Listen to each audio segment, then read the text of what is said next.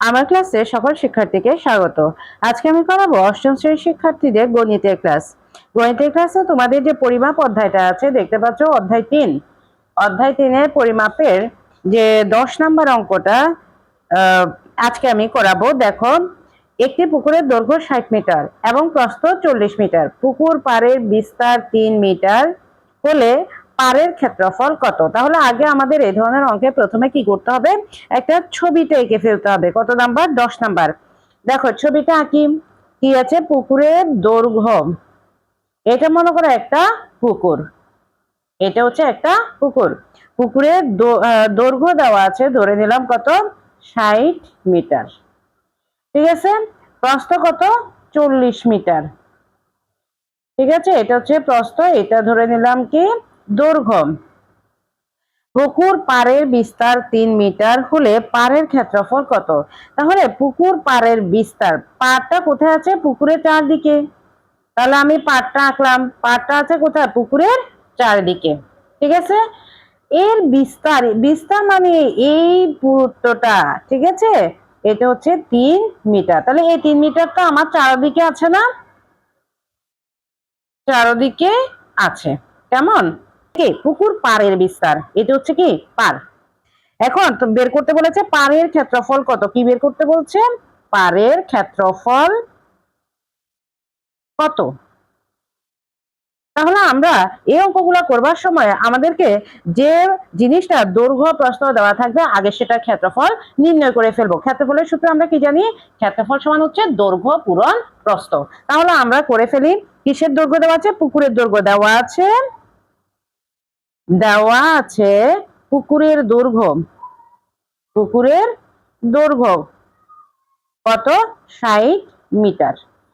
আর কি দেওয়া আছে? পুকুরের প্রস্থ, পুকুরের প্রস্থ দেওয়া আছে 40 মিটার। তাহলে প্রথম কাজ হচ্ছে আমার পুকুরের ক্ষেত্রফল নির্ণয় করা। তাহলে পুকুরের ক্ষেত্রফল সমান, পুকুরের ক্ষেত্রফল সমান, আমরা ক্ষেত্রফলের সূত্র কি জানি? ক্ষেত্রফল সমান, এটা কি ধরনের একটা ক্ষেত্র দেখো তো? এটা হচ্ছে একটা আয়তক্ষেত্র। বিপরীত বাহুগুলো কিন্তু সমান। এটা বিপরীত কোনটা? এটা বিপরীত এটা। তাহলে আমরা ক্ষেত্রফল নির্ণয় করার জন্য কি করব? দৈর্ঘ্য পূরণ প্রস্থ। এটা একটা কি ধরনের ক্ষেত্রফল? আয়তকার। তাহলে দৈর্ঘ্য হচ্ছে 60 পূরণ 40। দেখো, যখন আমরা ক্ষেত্রফল নির্ণয় করব তার একক হয়ে যাবে কি? বর্গ মিটার। এটা কেন বলতেছি?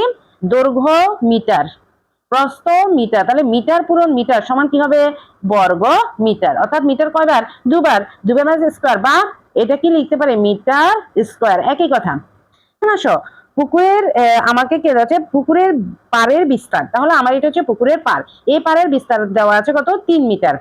তাহলে পাড়টা পুকুরের চারিদিকে আছে না? একটা কথা খেয়াল রাখবে, যে কোনো কিছু যদি বাহির দিকে থাকে তাহলে সেটা হবে পাড় সহ বা বাগান সহ।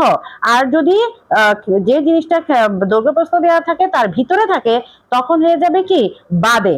আর সবসময় মনে রাখবে, যদি বাইরে হয় তখন আমরা সেক্ষেত্রে কি করব?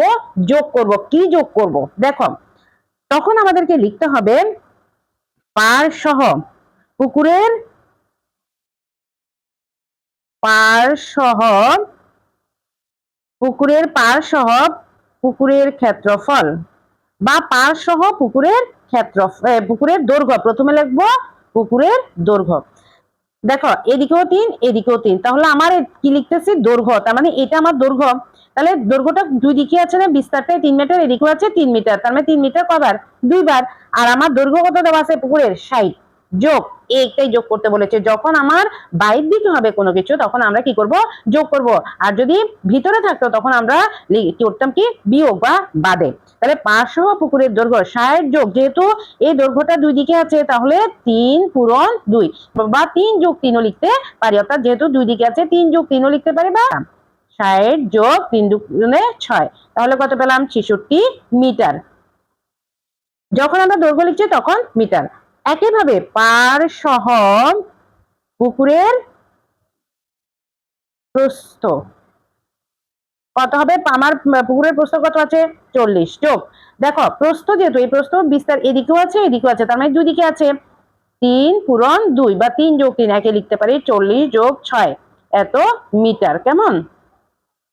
যখনই তোমরা সংখ্যা বসিয়ে দিবে তার পরপরই কি লিখে ফেলতে হবে, একক লিখে ফেলতে হবে। কি লিখতে হবে, একক। এত মি মানে মিটার, 46 মিটার।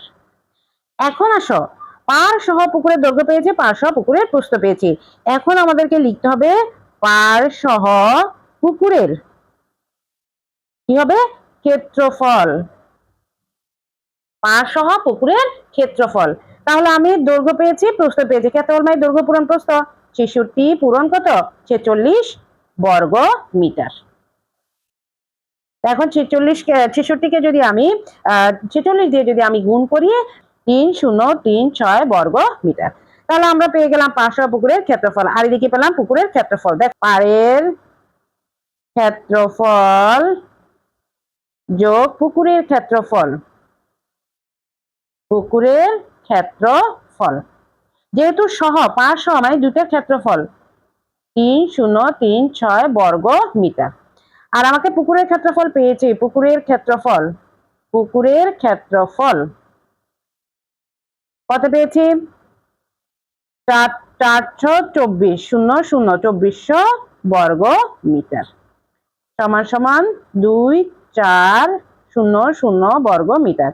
এখন দেখো, আমরা যদি বিয়োগ করি পুকুরের ক্ষেত্রফল, পুকুরের ক্ষেত্রফল কি হবে, ক্যান্সেল হবে বা বাদ যাবে। আর কি কি থাকলো, পাড়ের ক্ষেত্রফল। কি থাকলো, পাড়ের ক্ষেত্রফল 636 বর্গ মিটার। তাহলে আমাদেরকে কি বের করতে বলেছে, পাড়ের ক্ষেত্রফল। তাহলে আমরা পেয়ে গেছি পাড়ের ক্ষেত্রফল, পাড়ের ক্ষেত্রফল সমান কত, 636 বর্গ মিটার।